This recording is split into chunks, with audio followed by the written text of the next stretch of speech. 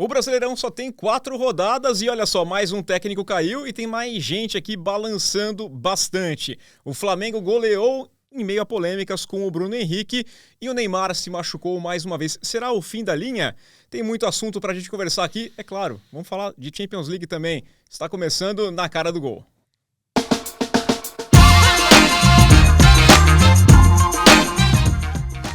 Olá, meus amigos, chegamos aqui para mais uma edição do nosso podcast semanal. Eu sou Rafael Bellatini, aqui na apresentação com vocês mais uma semana, pedindo para você, em primeiro lugar, já deixar o seu like, já se inscrever no canal, já clicar no sininho para ser notificado assim que for sair um vídeo novo, né? Temos um Gol nas Américas essa semana que está especialíssimo com o Dudu Monsanto, recomendo demais, então conheça mais material do Gol e, claro, pedir para você compartilhar para que a gente chegue para mais e mais pessoas, passar a palavra aqui da nossa discussão, deixar o seu comentário, sempre muito importante. Estou aqui mais uma vez presente na presença dos meus colegas comentaristas. Eduardo Massa, tudo bem? Seja bem-vindo novamente. Tudo bom, a sua alegria ontem durou algumas horas, mas pelo menos já deu para aproveitar. É bom estar aqui com vocês de novo, Rafael e Cláudio. Minha alegria aqui, ela vai ficar um bom tempo. Tudo bem, Cláudio? Ala Madrid.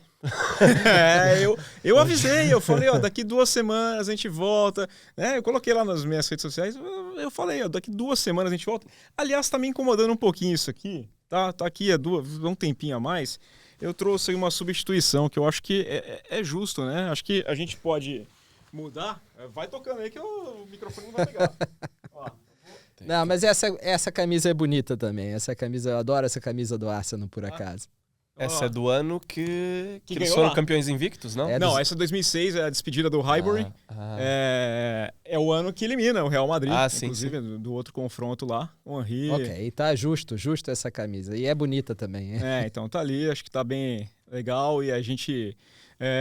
Bom, eu queria Estamos com uma overdose de Arsenal ali. Eu quero comemorar aqui. Não, desculpa, gente. É assim, funciona. E depois a gente conversa até mais sobre paixão também. Vamos começar falando de Campeonato Brasileiro. Tivemos falta apenas um jogo, a gente está gravando na quinta-feira, aliás, pela manhã, e falta apenas um jogo para encerrar a rodada, mas já temos algumas histórias para contar. Já caiu o treinador, já temos aí mudança, já tem, talvez, quando você estiver assistindo, talvez já tenhamos mais treinadores demitidos, tá? 4ª rodada apenas do Brasileiro. E, para surpresa de ninguém, vamos dizer assim, temos lá no topo da tabela Flamengo e Palmeiras mais uma vez. O Palmeiras foi até o Beira-Rio, tirou a invencibilidade do Internacional, venceu por 1-0. E o Flamengo passeou contra o Juventude, fez 6-0. 2 gols do Pedro, a volta ali e, inclusive, com o Bruno Henrique em campo. Olha, Rafael, nós fizemos um levantamento aqui, falou em surpresa, né? O levantamento traz desde 2019, o ano mágico do Flamengo, com Jorge Jesus. Foram 232 rodadas disputadas. O Flamengo teve no G4 em 156 delas. E o Palmeiras em 170 delas, ou seja, são os 2 times que nesses últimos anos têm se mantido sempre no topo. E vou dizer mais, esses números poderiam ser maiores se não fosse o fato de Flamengo e Palmeiras muitas vezes terem abdicado um pouco ali do Campeonato Brasileiro pensando na Libertadores. Ou seja, isso mostra como esses 2 clubes são as 2 potências desses últimos anos, né? Não sei quando isso vai mudar, a gente sabe que o futebol brasileiro é cíclico, mas esse é o recorte do momento. Flamengo e Palmeiras são as maiores potências do futebol brasileiro, pelo menos desde 2019. Então, e é isso, né? É trabalho bem feito e a gente tem essa sensação que se tivesse levado a sério, não abrisse mão em alguns momentos para disputar o Campeonato Brasileiro, para disputar a Libertadores, pensando ali, ou então tirava o pé, o Flamengo aconteceu isso aqui, está na final da Copa do Brasil, então tira o pé, vai ser tranquilo, ganhamos já que o título no ano, tá ótimo. Os números poderiam ser ainda mais, a superioridade ela é tamanha, não acho que seja só do ponto de vista financeiro, porque eu acho que tem times tão caro quanto, né? Eu acho que o time do Corinthians é um time caro também. O time do São Paulo é um time que gasta bastante no seu elenco. Atlético Mineiro, talvez. Atlético Mineiro, né? Você tem times caros também, mas que não conseguem ter essa essa estabilidade, né? Com certeza. No caso do Palmeiras, eu acho que tem muito a ver com o trabalho do Abel Ferreira e também com a diretoria do Palmeiras. É um clube que busca estabilidade.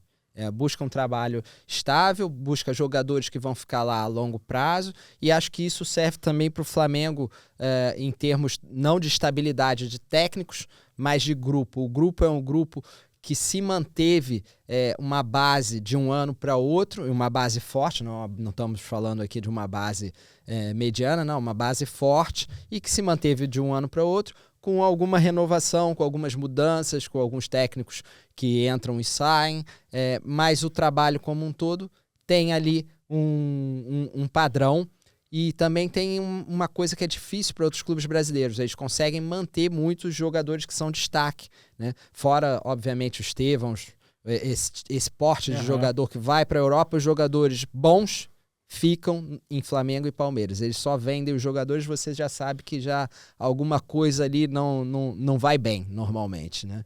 E é uma situação até, né, Cláudio? O Palmeiras, a torcida estava falando de fim de ciclo, que esgotou o Abel, né? E a gente percebe que não, né? É uma besteira, eu acho que é uma cobrança às vezes exagerada, e muitas vezes as diretorias caem nessa. É mais fácil mandar o técnico embora do que apostar num trabalho mais longevo. E tá um exemplo, acho que o jogo de ontem, né, contra o Inter ali, você via muito do Abel ali, você entende o time do Abel, né? Ele tem esse elenco na mão. Sim, é aquela coisa, o Abel é muito estratégico, não é? Ele, mesmo que o Palmeiras às vezes oscile e tem alguns jogos mais abaixo e a torcida é muito exigente, não é? Eles vão e fazem um jogo daquele contra o Inter, que ainda não tinha perdido no ano. Acho que é uma vitória gigante do Palmeiras.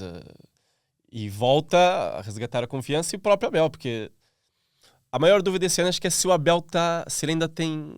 está motivado para estar no futebol brasileiro. Eu às vezes até penso se o assunto seleção brasileira incomodou o Abel, porque se não foi um dos mais falados para o Brasil, ou não foi. Não sei se era uma ambição que ele tinha e agora ele meio que abriu mão disso, desistiu. Mas a dúvida é essa, se o Abel ainda tem essa gana de vitórias pelo Palmeiras, porque se tiver, o Palmeiras mostrou ontem que é mais um ano que pode lutar por tudo, mesmo que oscile algumas vezes, que alguns reforços, o Vitor Roque, não é? Já fez 9 jogos, não marcou nenhum gol. No jogo anterior ele até marcou um gol, houve uma festa incrível, o primeiro do Vitor Roque, depois vai lá o VAR e anula. Mas acho que o Palmeiras continua mantendo aquela linha de competitividade e é um dos grandes esse ano outra vez. Eu acho que o Palmeiras e o Flamengo vão estar ali entre os 4, 5 no máximo, e vai depender justamente desse tipo de jogador para ver quem ganha o título, que pode ser inclusive outro, não necessariamente será Palmeiras ou Flamengo, mas eles vão estar nessa briga. E eu acho que o Vitor Roque é um, o Paulinho é outro, no caso do Palmeiras. Esses jogadores são jogadores que precisam decidir jogos, porque Felipe Anderson também precisa engatar. O Felipe Anderson eu acho difícil engatar. Mas já está ali há um tempo. Mas a expectativa é alta, mas o futebol é baixo, então não... Mas, por exemplo, é um jogador mediano. O Rony tem sido demorou um para engatar, por exemplo. O Rony, quando chegou no Palmeiras, né, passou um tempinho ali, o pessoal falou: olha só, enganaram aí o Palmeiras com o Rony. E aí, de repente, ele começou a fazer alguns gols importantes, começou a jogar um pouco melhor. Então, eu não descarto completamente. Acho difícil, mas não descarto. O Rony, primeiro, a expectativa para o Rony era menor, né? O Felipe Anderson é aquela questão, jogou na Europa, teve bons momentos na Lazio, passou pela Premier League. Muita gente tem aquela falsa impressão de que o jogador sai da Europa, ele tem que chegar no Brasil e sobrar. E não é assim que funciona, não é assim que funciona o futebol. E então eu acho que esse é um jogador que eu não espero, por acaso. O Paulinho eu espero, e o Vitor Roque. O Vitor Roque é um caso curioso, porque é um jogador que eu ainda espero bastante, mas eu já começo a ter aquela semente de dúvida, porque eu acho que o problema ali já é extracampo, já é uma questão de motivação, de problemas. Parece que o Vitor Roque não está assim tão focado desde os tempos na Espanha. Ele chega no Betis e não faz a diferença. Vê a diferença que faz o Antony quando chega no Real Betis, e o Vitor Roque não consegue fazer. Então eu acho que ele tem que colocar a cabeça dele no lugar. ele tem que resolver muita coisa para no dia a dia de trabalho, na vida dele, para ele focar de novo no futebol, entrar confiante, entrar motivado.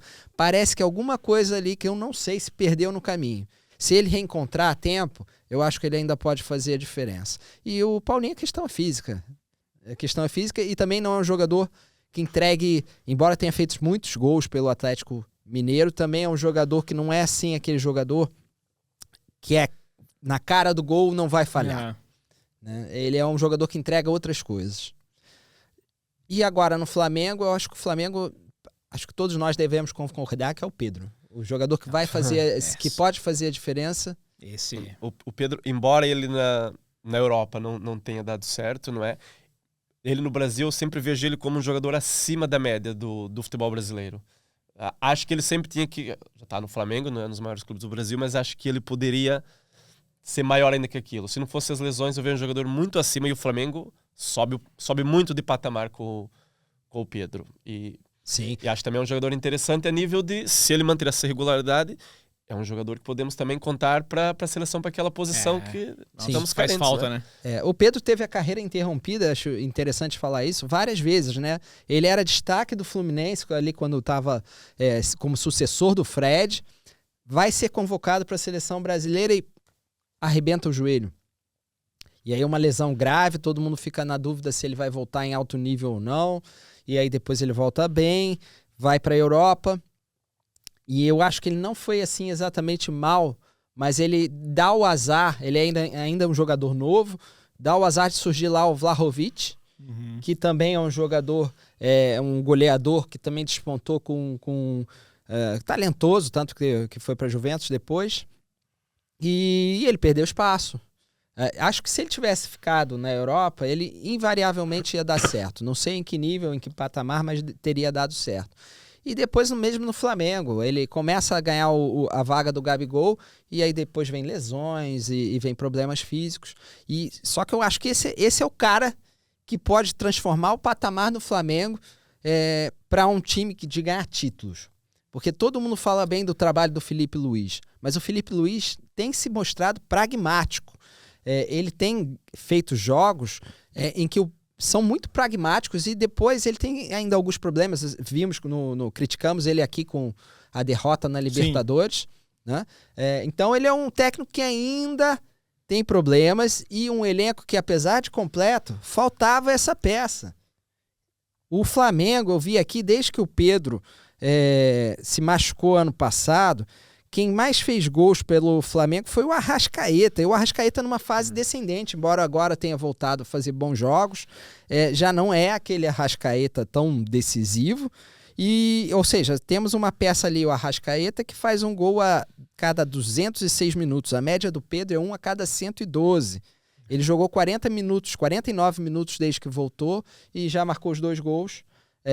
Ou seja, claro que ele não vai manter essa média. Ontem foi um dia típico, mas já mostra como cresce o patamar do Flamengo tendo ali um goleador.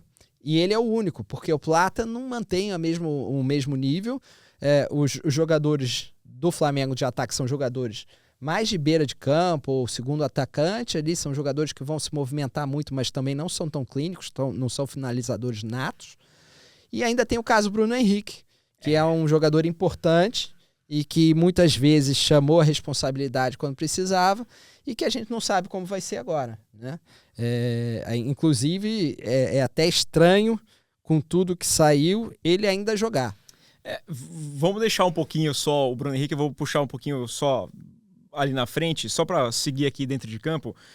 O Fluminense 100% com o Renato, né? Mudou a forma de jogar. Venceu o Corinthians na Neoquímica Arena, 2-0. René fazendo gol de perna direita, né? O pé bom dele ali, o pé direito é o que funciona, batendo de fora da área. Mas o mais interessante é ver o Fluminense mudar a forma de jogar como mudou, né? Sem o Thiago Silva, o time é outro time com relação ao Mano Menezes e com pouquíssimo tempo de trabalho. Exato. Na verdade, acho que daqueles casos que mostram que um técnico pode fazer sim a diferença rapidamente. O Fluminense mudou muito com a saída do Mano Menezes. Ele mudou completamente a mentalidade, mas não é só a mentalidade, porque a mentalidade por si só ganhou 1 ou 2 jogos.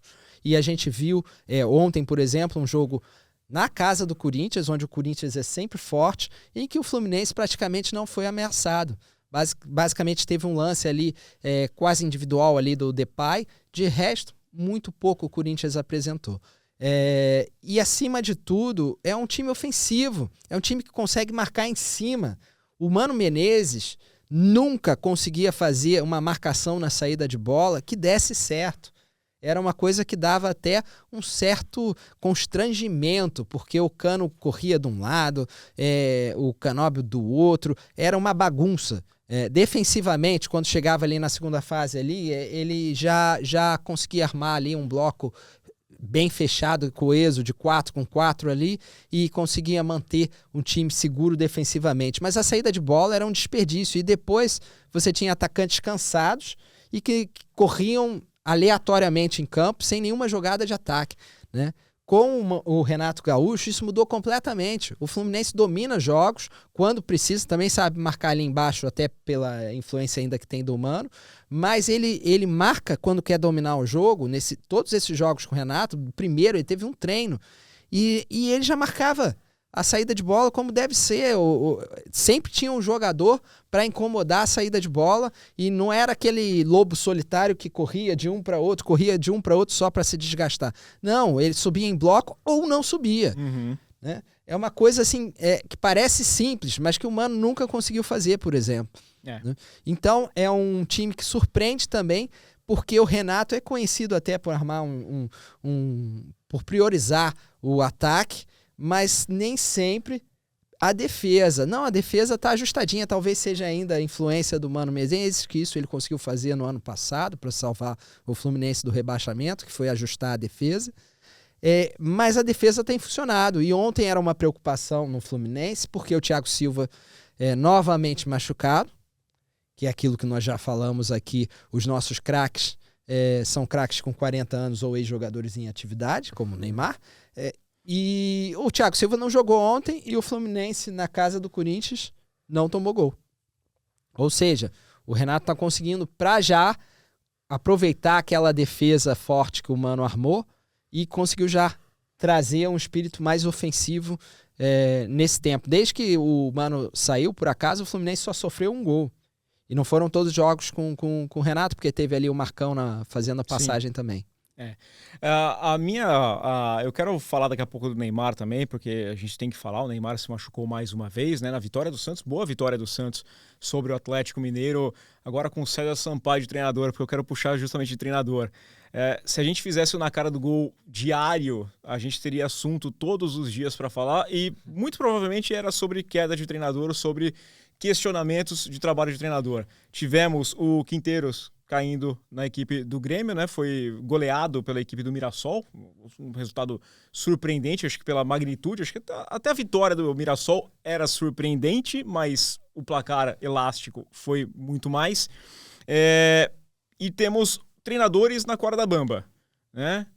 O Pepa, não dá para negar que também já está ali balançando bastante. Ontem, basicamente, o Memphis Depay demitiu o Ramon Dias no Corinthians. Essa foi a minha sensação na entrevista, né, que ele falou depois. Ele perguntou se o time está evoluindo ou se estamos olhando o resultado. A gente falava isso aqui no programa que a gente fez pós-Campeonato Paulista. O trabalho ainda era questionável e o Campeonato Paulista deu 6 jogos, né, basicamente. Né? Nesta quinta-feira tem reunião marcada na diretoria do Corinthians para avaliar, muito provavelmente, né? O desfecho vai ser esse depois das palavras fortes do Memphis Depay. Estão falando em Dorival, Tite. Tite eu acho que é a única alternativa para o Corinthians, né, para chegar lá e resolver. Mas caiu o Caixinha. Zubeldia, com 4 jogos, 4 empates, já mostrou o clima pesado, né, na coletiva. Ele vai para bater boca com um jornalista depois da entrevista, não gostando de uma das perguntas, que para mim é pergunta totalmente pertinente. Então, aquele clima já de muitas demissões, muitos técnicos caindo e aquela ciranda de treinador que a gente está acostumado no Brasil, né, Cláudio? E teve um que não foi citado, que e que ontem ficou bem evidente que o clima não tá bom, que é o Renato Paiva. Sim, também. Ontem no jogo do Botafogo, pelo menos 4 ou 5 vezes, principalmente nas substituições, das arquibancadas vinha o tradicional coro de burro, que inclusive foi isso que fez o Renato Paiva, na altura, sair do Bahia, porque chamaram ele de burro e ele disse que aquilo era inaceitável. Ontem houve até ofensas piores para o Renato Paiva. Claramente não corresponde. Teve a infame montagem, né? Sim. Ele de burro. Exatamente. Ele ficou revoltadíssimo. Lembrei disso agora. Com aquilo. Já o Zubeldia, acho que o São Paulo até não venceu ainda, mas até, se pensarmos bem, ontem, fora do contexto, que já foi um resultado até bom. O São Paulo teve ganhando quase até o fim do jogo.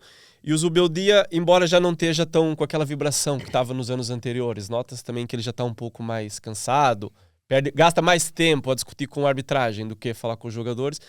Mas uma coisa que ele disse é verdade. O azar de não poder ao mesmo tempo tantos jogos seguidos, não contar com o Lucas Moura e com o Oscar, desmontou muito ali o planejamento dele. E o São Paulo não tem reposição para aqueles dois. E agora o Caleri, né? Porque a sensação é que o Caleri tem uma lesão mais séria no joelho, né? O Caleri, o Luciano também tá num mau momento. Ontem também o Caleri faz falta pro São Paulo? O grande Caleri faz falta. O Caleri decisivo faz falta. Hoje, nesse ano, o André Silva é mais eficiente que o Caleri, com certeza. Entrega muito, muito mais que o Caleri. E o Ferreirinha, então?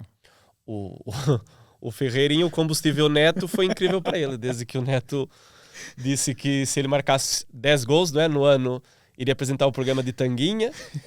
São 4 gols em 3 jogos, mais as várias jogadas que ele criou. E ontem ainda assistência pro André Silva. O Ferreirinha tá... Podemos dar um recado pro Neto? Tá possuído.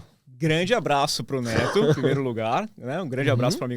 Estou aguardando o Neto, quero conversar com o Neto aqui, já fiz o convite, já vou reforçar aqui, já mandei pro Cascão também, estou reforçando o convite, mas bom motivador, tá? Tem uns caras, você precisa motivar uns outros ali também, mas... Neto, prepara a tanguinha, hein? Fora a motivação que o Neto deu ao Ferreirinha, talvez também o próprio fato do Lucas e do Oscar não estarem lá faz com que o Ferreirinha sinta que ele tem que ser ali o protagonista e tá mais solto, não sente aquela...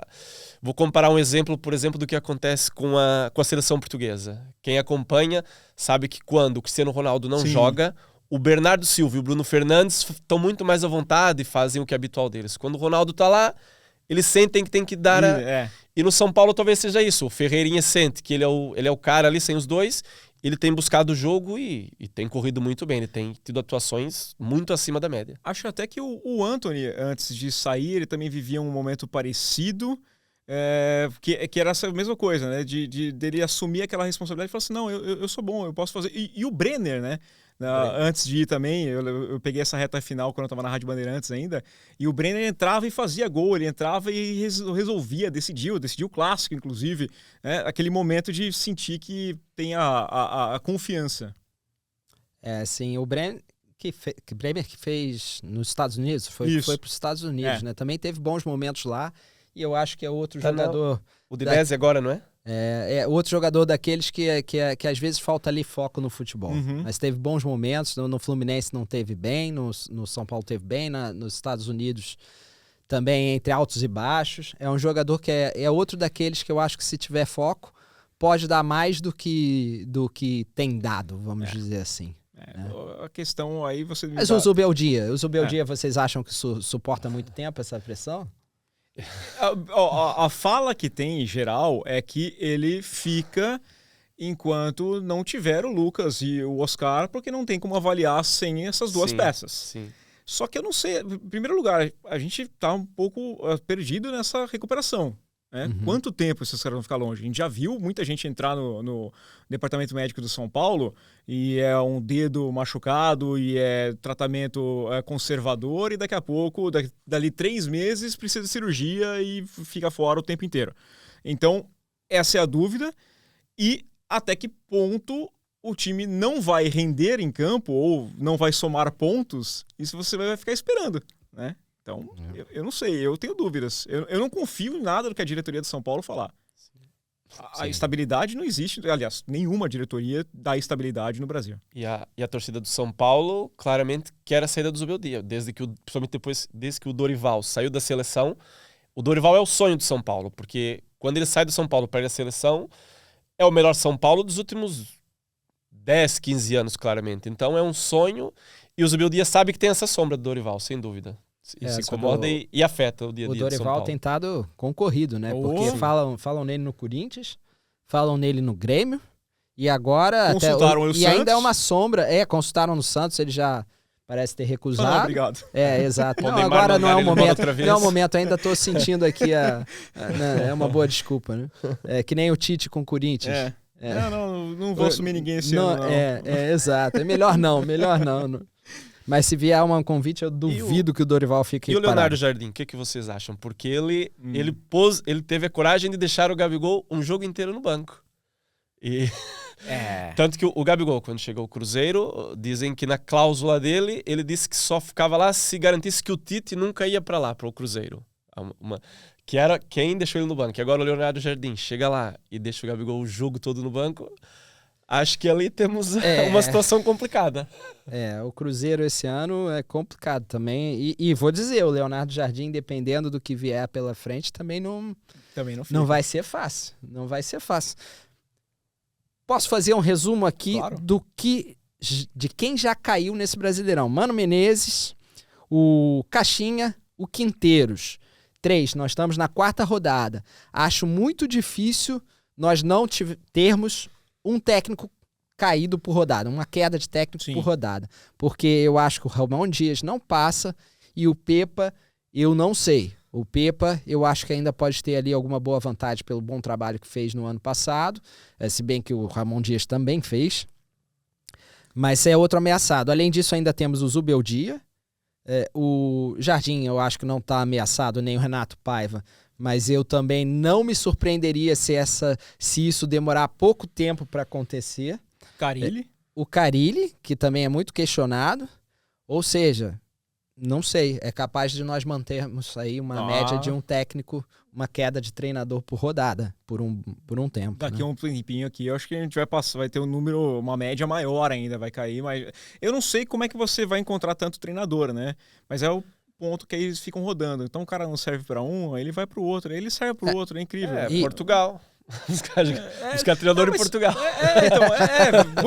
Tá aí, né? Mas nem os portugueses, mas tem sido, aliás, 2 dos técnicos que caíram são estrangeiros, né? O que é natural, porque são mais e vão ser questionados, só um vai ganhar, né? Aliás, isso de resolve o problema, demitir um técnico, depende. O Mano Menezes já estava na hora de sair. Todo mundo já sabia que estava na hora de sair. E a crítica foi o momento, né? Ou confia no técnico ou não confia no técnico. Não demite na primeira rodada do Brasileirão. Não faz sentido nenhum. O Santos demitiu o Pedro Caixinha. O Caixinha mal teve tempo para trabalhar. Não sei se foi uma boa decisão tê-lo demitido.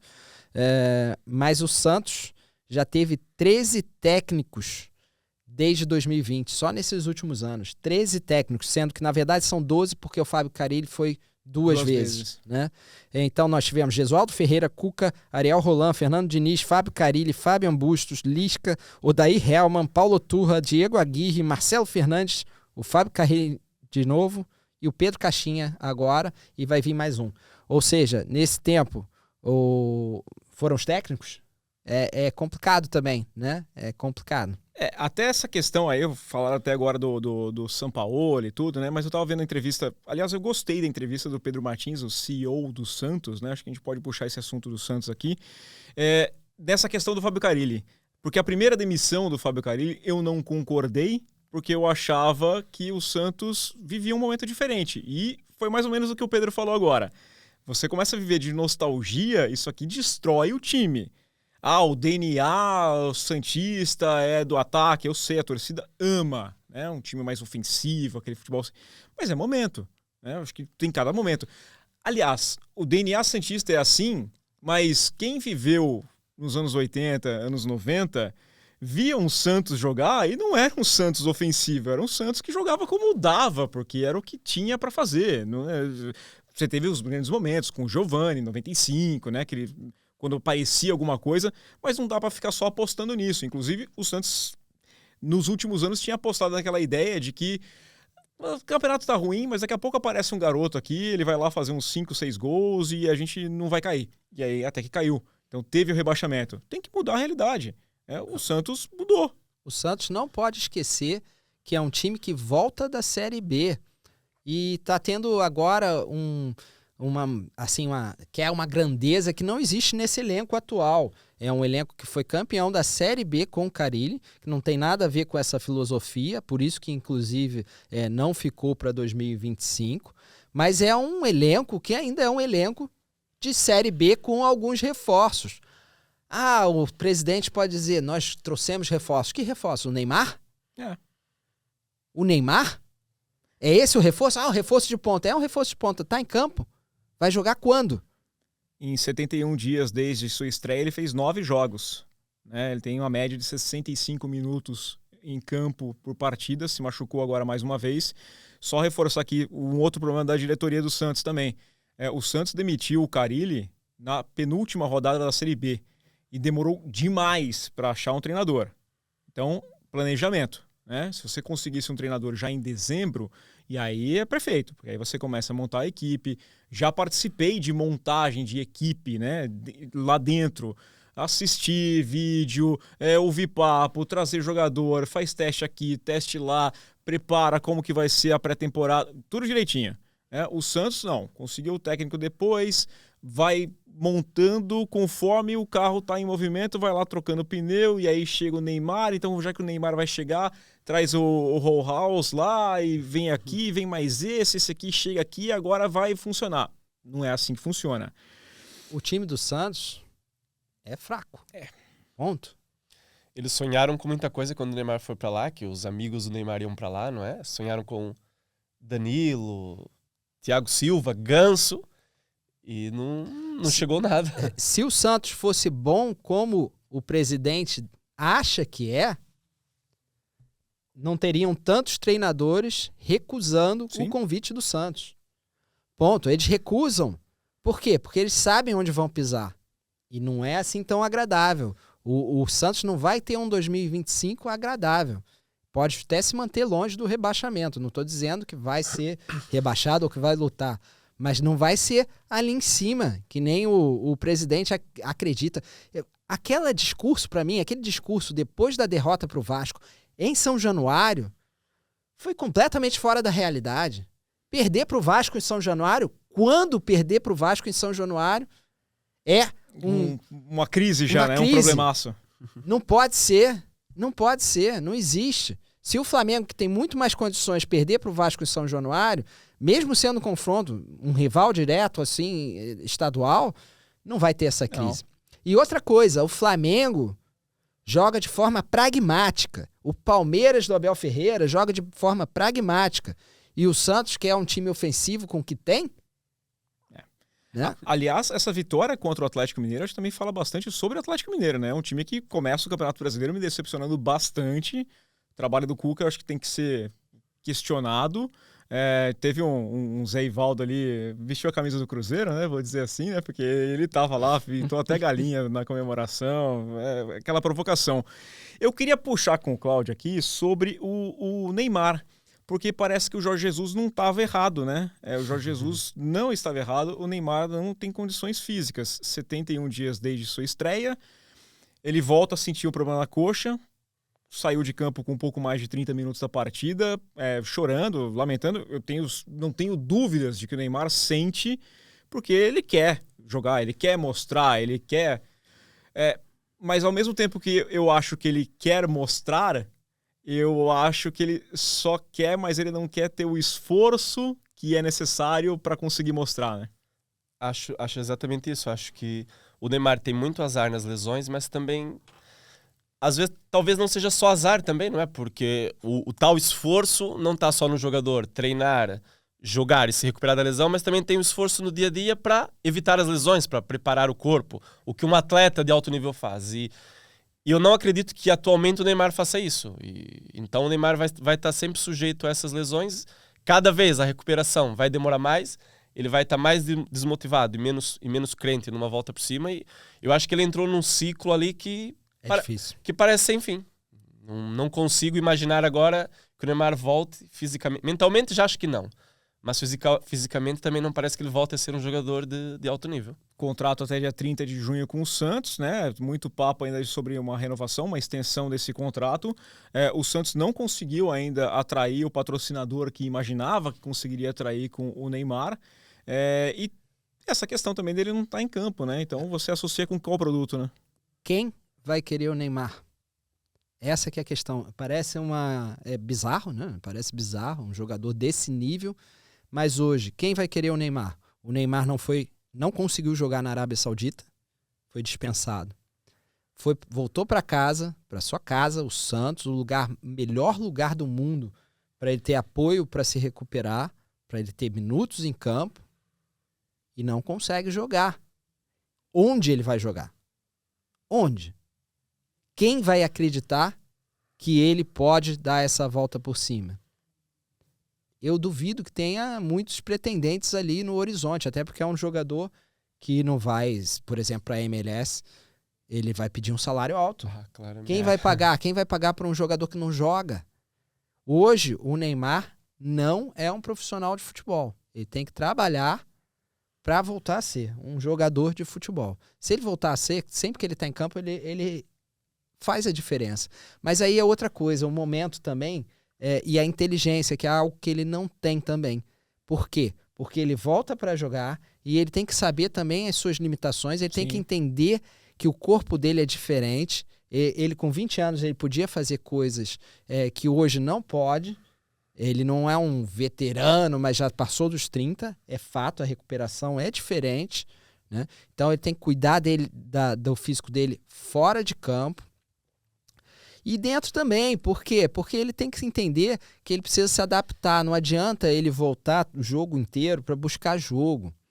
E depois levar o quê? Vai levar bordoada e vai ter que dar arrancadas o tempo inteiro. Ele não tem essa condição. Ele tem que voltar aos poucos, tem que ter inteligência, tem que se adaptar. Aliás, isso foi sempre algo que incomodou no futebol do Neymar, principalmente quando ele está num dia ruim. Ele é um jogador que não se esconde do jogo, mas que também não tem aquela inteligência de entender isso. Ele volta, quer driblar 3 jogadores vindo do meio campo. E quando ele tá mal, é um horror, porque ele entrega a bola ali em áreas que não deve entregar a bola. E agora que ele tá mal, ele tá ainda precisando adquirir ritmo de jogo, ele teria que pensar mais nisso. Ele tem que pensar numa função mais limitada ali, mais no último terço, e definir, porque ele é bom nisso, né? E pelo menos até recuperar o ritmo, porque vai demorar, não é um trabalho de 2, 3 jogos, né? É um trabalho para ir de 1 ano. Uhum. Para ele recuperar esse ritmo, é um trabalho de 1 ano, porque é muito tempo de inatividade. E eu acho que isso aqui é um fator que faz afastar muito o treinador também, né? Que possa pensar em qualquer tipo de interesse no Santos. Você vai ter um elenco que, para mim, é um elenco fraco, que tem o Neymar. Então, como você tem o Neymar no seu time, esperam que você faça bastante coisa. Você não sabe quando você vai ter o Neymar no seu time. E tem as cobranças que o Neymar faz.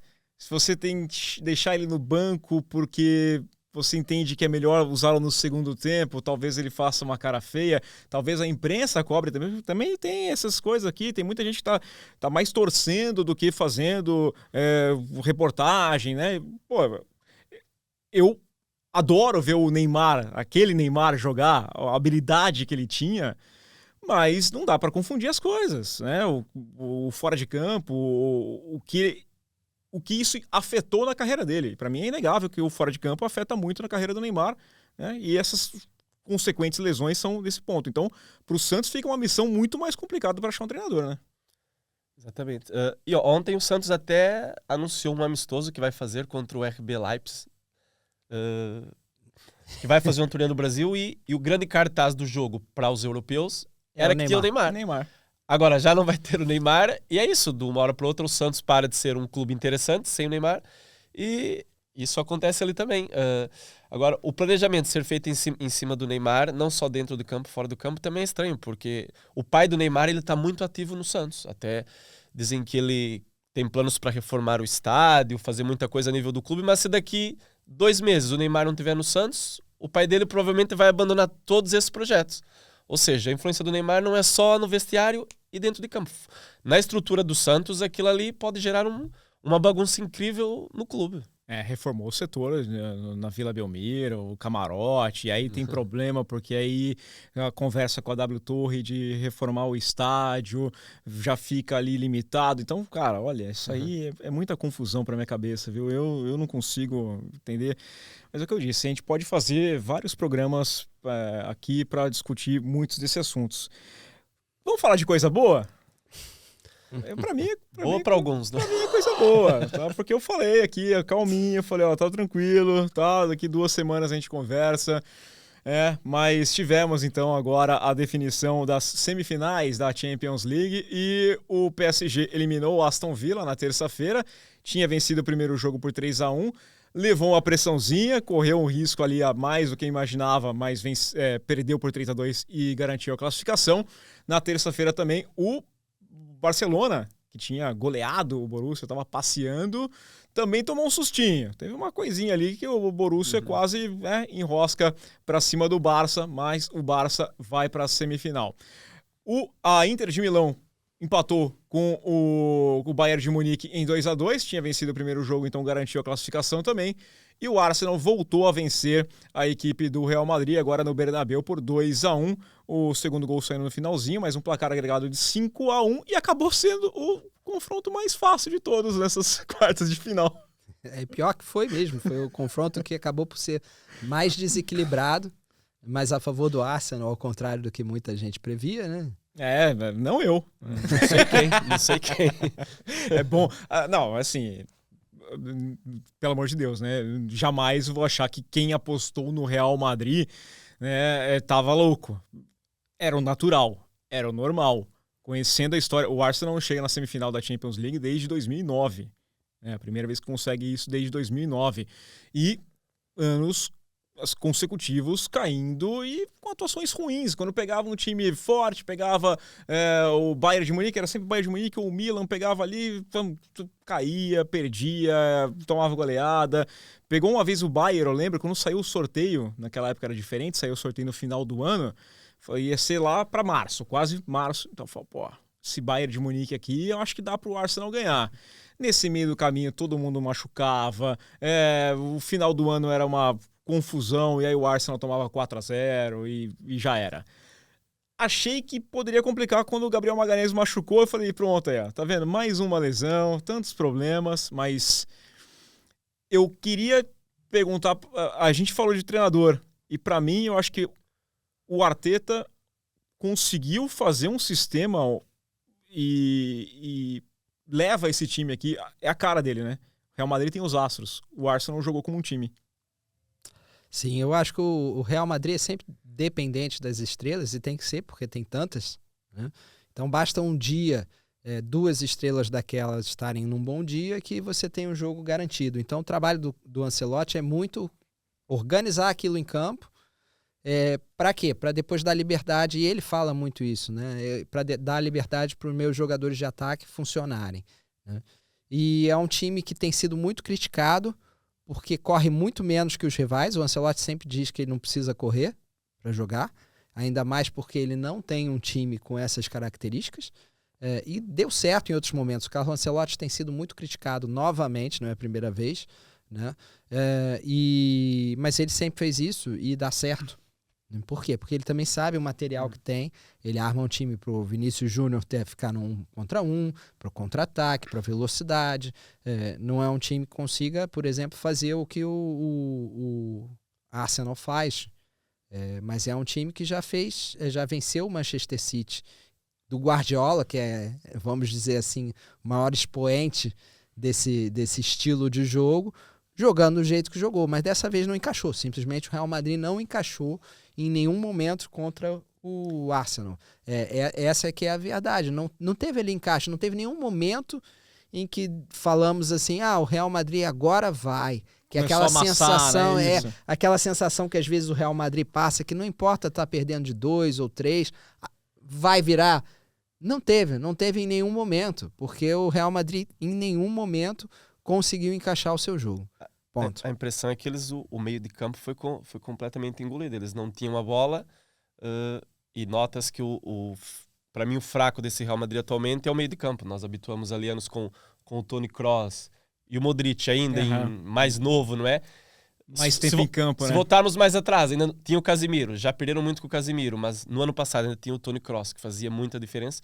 E esse ano o meio campo não manda ali, não tem. Ou é muito jovem, os jogadores que já não tem aquela experiência, e o Arsenal ganhou. O Arsenal, se quisesse, ficava boa parte do jogo trocando a bola no meio campo, e o tempo passava e o Real não conseguia. Ali fez a diferença toda. São estilos completamente diferentes, né? Porque não é só uma questão do nome. O Kroos é um jogador importante, o Valverde é um baita de um jogador, eu gosto do Camavinga, gosto do Tchouaméni.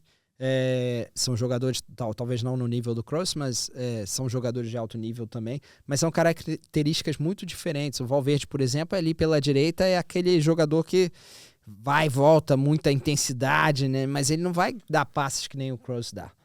O Kroos dava conseguia armar para aquela linha de frente disparar, né, em velocidade. Ninguém tem esse passe hoje em dia no Real Madrid. Então é um jogo que às vezes me lembra o da seleção brasileira, nos seus piores momentos. Que é o quê? Nós temos muitos pontos, muitos jogadores de lado de campo, e depois ficamos naquela, ok, esses jogadores vão decidir. Mas decidir como? Se você não consegue nunca ter o controle do jogo, né? Você defende sempre deles estarem ali em disparada e tentando fazer a diferença. Você nunca tem o controle do jogo, nunca. O Real Madrid não consegue. E deu a impressão ontem que quando ele coloca o Endrick, ele não tinha um plano tático para o Endrick. Ele já tinha meio que desistido e pensou, vou pôr o Endrick, não apostei nele nunca em jogos importantes, mas vou pôr agora, ver o que acontece. E correu muito mal, ele ainda entrou pior que o Rodrigo.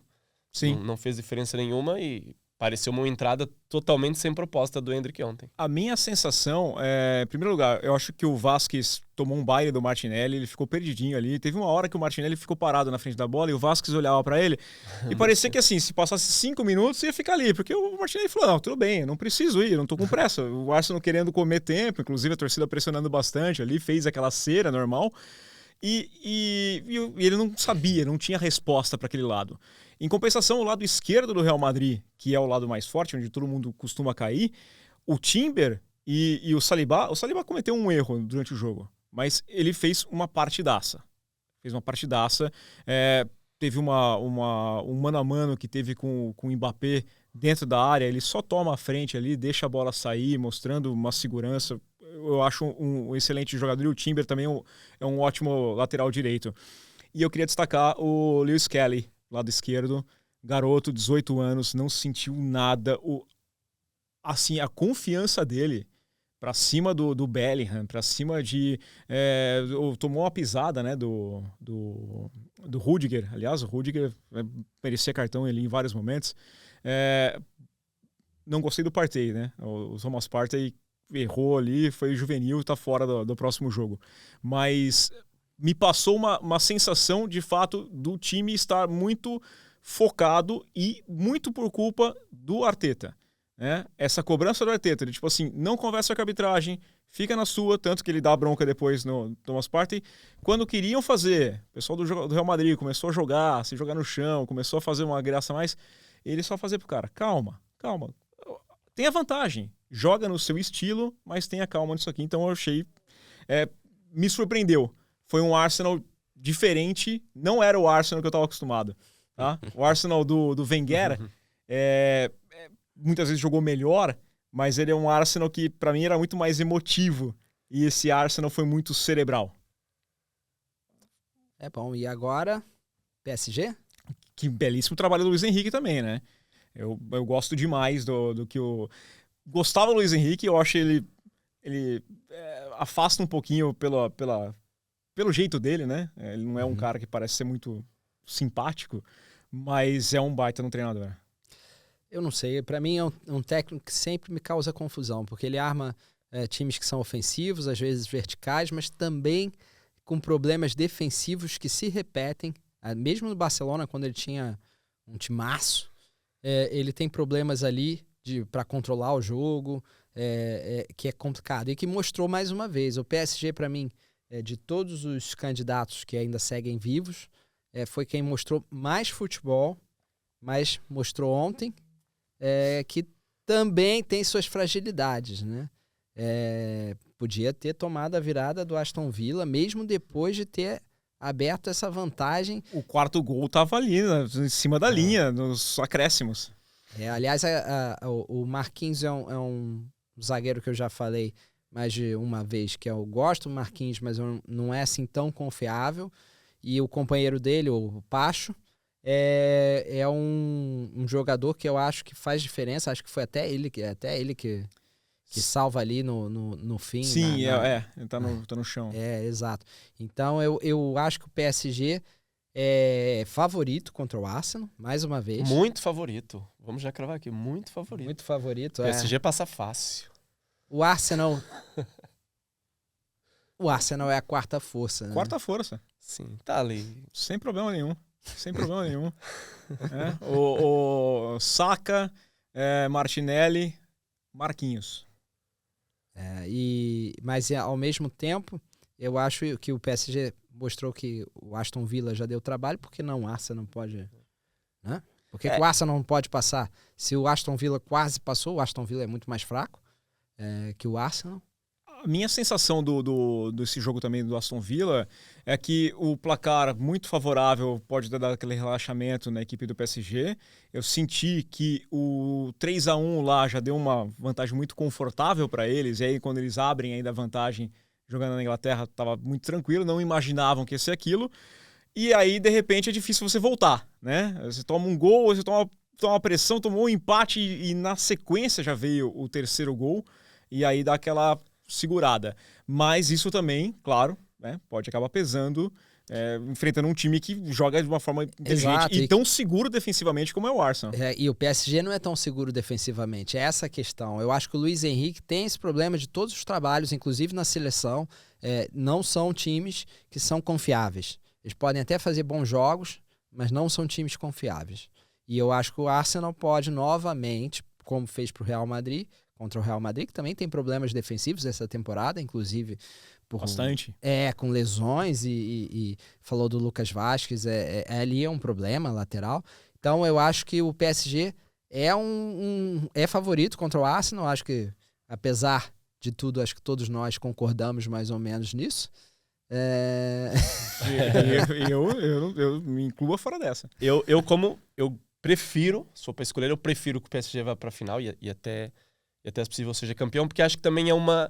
E você não tem coração. E é uma lição, é um aprendizado também, porque o PSG investiu tantos anos em que vamos contratar ali as maiores estrelas do mundo, gastar o dinheiro todo possível ali em 2 jogadores e deixar que o resto anda sozinho, e no ano em que não tem ali ninguém isso, não tem um Mbappé, um Messi, um Neymar, e tem ali um plantel, um elenco equilibrado, eles conseguem montar ali um esquema e talvez chegaram mais longe como nunca tinham chegado com o título. Acho que também serve para aprendizado e...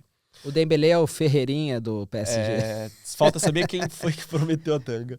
Talvez o PSG tenha entrado mal no jogo. Foi nesse jogo que trocaram o hino? Sim. Tocou o hino da Liga Europa no início, mas aí é o costume Talvez do Aston Villa. O Aston Villa difícil. Motivou-se mais porque sentiu-se mais em casa na Liga Europa. Tem velhos hábitos, é difícil de perder. Talvez foi propositado. O DJ do estádio não tinha lá, ele não tem aqui na na competição europeia é esse, né? Acho que foi de propósito. Eu só quero dizer uma coisa aqui, tá?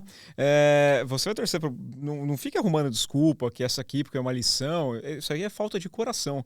Porque a torcida do Arsenal é uma das torcidas mais fanáticas que existe no futebol, mais apaixonadas que tem no futebol, e é um time que tem um dono, né, o Kroenke, que é dono inclusive do Los Angeles Rams da NFL, só que ele é gerido de uma forma diferente.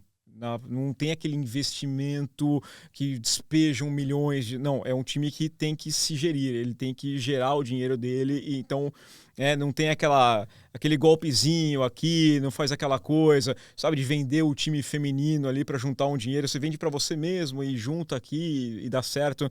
Então, esse time do Arsenal, para mim, né, eu acho que o PSG é muito legal a história também, mas seria interessante, lógico, não só a torcida, mas falando aqui como o CNPJ, né, e não o CPF,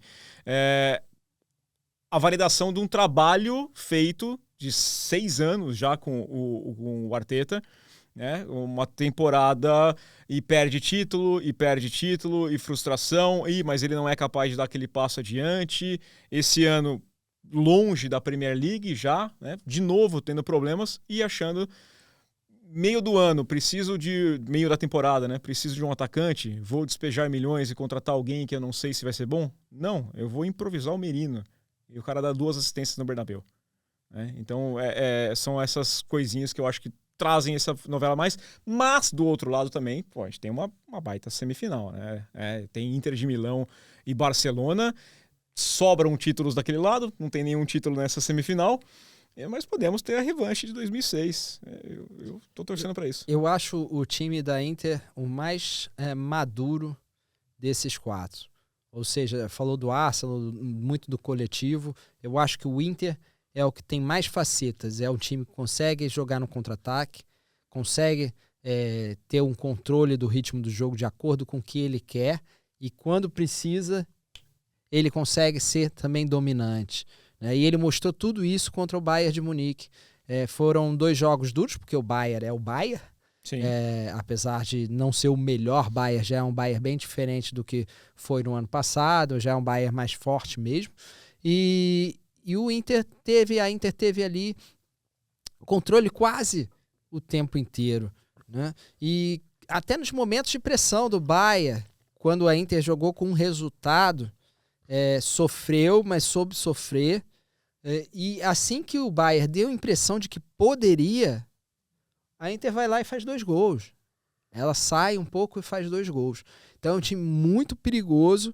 E digo mais, eu entre Barcelona e Inter, se eu fosse apostar em alguém, eu apostava na Inter. Porque o Barcelona foi justamente ao contrário. O Barcelona mostrou que só tem um jeito de jogar, que é aquela pressão total, linha alta e jogar para golear ou nada. É tudo ou nada. Para o Barcelona é tudo ou nada. Para a Inter, não. E a Inter vai sofrer muito com Lautaro Martinez, com Thuram, e também pelo jogo pelos lados ali, seja o Carlos Augusto, Di Marco, Darmian. Por quê? Porque são jogadores que sabem se movimentar muito e talvez quebrar essa linha alta do Barcelona. Por quê? Porque eles estão acostumados a isso e porque eles também têm jogadores capazes de fazer ali o passe, que é aquilo que falta ao Real Madrid essa temporada. Eles têm, né? Seja o Barella, seja até saindo pela defesa. Eles têm já isso adaptado. O jogo é trabalhado de uma forma muito vertical quando precisa. Então, é uma Inter que vai testar ao máximo o Barcelona. Então, parece que é a questão do tático, né? Todos os times que a gente tem falado é o tático passando por cima dos nomes de jogadores. Acho que esse é um exemplo. A gente poderia falar do Harry Kane aqui. Também tem essa questão, né, do espanta-taças, né? O Harry Kane vai ser campeão alemão porque não tem como, né? Tem, ele já mostrou que tem. Ele conseguiu uma, mas assim, não tem como. Exato. Não tem como ir para a Alemanha, passar 2 anos lá e não ganhar. Seria muito bizarro. E o problema, né, do PSG era o Mbappé. O Mbappé era o espanta-champions, né? A gente percebe agora porque aí o PSG passa enquanto o Mbappé fica pelo caminho. Então, eu vou provocar essa daqui, tá? O jogador foi de graça, só 117 milhões. O Rice foi mais barato. Pra gente fechar, eu queria não deixar de falar do futebol feminino, porque a gente comentou aqui, eu quero aproveitar que o Cláudio tá aqui, a gente tem uma tendência de uma mudança de forças aqui, né? O Corinthians sofrendo como nunca no feminino, a hegemonia, o atual pentacampeão, o maior campeão, tá tropeçando aqui não é nas próprias pernas, né? Mas jogando um pouco abaixo do que esperado, né? Eu disse aqui no início que o Corinthians era o clube a ser batido, que era claramente o favorito ao título e E rapidamente o cenário mudou. Essa semana eles alcançaram o 3º jogo seguido sem vencer, depois de terem empatado com o Red Bull Bragantino, como eu já tinha frisado, com um pênalti ali arranjado no último lance do jogo. Uma derrota para o Palmeiras, normal até então. Palmeiras está numa crescente, é um clássico. E agora esse empate com o Fluminense, que também o Fluminense ainda não é um clube forte no feminino, vem crescendo, notas que uma subida. E notas que os outros clubes já aprenderam a jogar contra o Corinthians, que é o que tinha que ser. E notas que o treinador, acho que também falamos nisso, não tenho certeza. O Piscinato, né? O Piscinato é muito abaixo do nível do Arthur Elias. Ele já tinha mostrado no São Paulo que não era assim tão forte. E o Corinthians, algumas saídas que o Corinthians teve, entre as principais, a Jennifer foi muito bem reposta com a chegada da Andressa, que é uma jogadora de nível. Só que na zaga, a saída da Tarciane nunca foi... A Tarciane foi para os Estados Unidos, agora já tá no Lyon, se eu não me engano. No Lyon? Acho que ela tá no Lyon. Acho que ela já tá acho que é a única brasileira que ainda tá na luta pelo título da Liga dos Campeões feminina. É a Tarciane. Mas eu acho que é ela. É sempre ali difícil procurar o problema no Corinthians, mas talvez a Duda Sampaio não está a fazer um ano como os anteriores. A Gabi Zanotti, a idade chega. Sim. Mesma coisa para a Tamires, que embora a Tamires ainda seja uma das principais jogadoras e... Não adianta, né? Ninguém previa essa fase, essa fase do Corinthians. Mesmo, só confirmando aqui. Entrei aqui.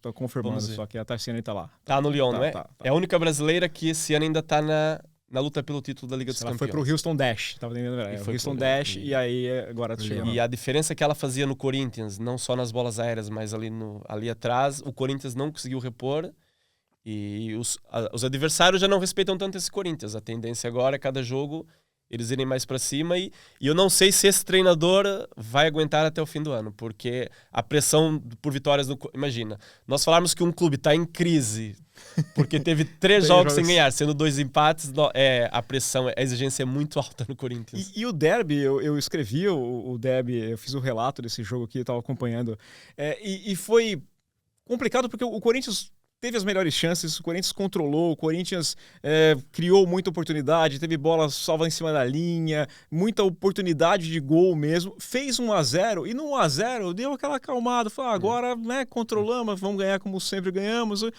Toma um empate numa falha da defesa que vai só soltar a bola, né? Vai aliviar e leva o chute de fora da área. E o gol nos acréscimos, numa cobrança de falta.